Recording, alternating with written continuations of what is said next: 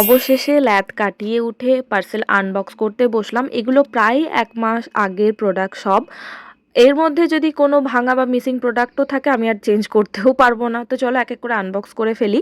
প্রথম যেটা আনবক্স করেছিলাম সেটা ৫টা কুশনের সেট ছিল, আর তারপরে ছিল ৫টা কুশন কভারের সেট। কুশনগুলোর দাম ছিল খুব বেশি হলে ৩৫০ টাকার মধ্যে, আর কভারগুলো ১৫০ টাকার মধ্যে ৫টা ছিল। মানে প্রাইস ওয়াইজ সত্যিই ভীষণ ভালো, আর সাইজ একদম ফিট করে গেছিলো দুটোরই। কতটা সুন্দর লাগছে তোমরা দেখতেই পাচ্ছ।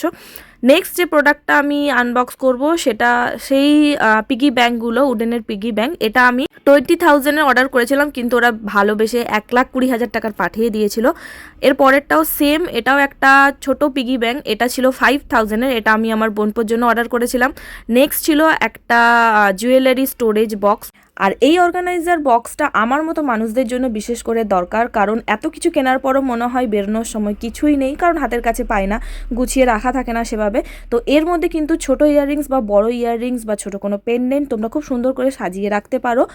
আর ভিডিওটা এই পর্যন্তই। যদি তোমাদের কারো লিঙ্ক লাগে তোমরা কমেন্ট বক্স চেক করতে পারো, কমেন্ট বক্সে লিঙ্ক দেওয়াই থাকে, অথবা তোমরা লিঙ্ক বলে লিখলে তোমাদের ইনবক্সে বা ডিএমে কিন্তু অটোমেটিক লিঙ্ক চলে যাবে। তো আপাতত ভিডিওটা এইটুকুই। তো চলো টাটা।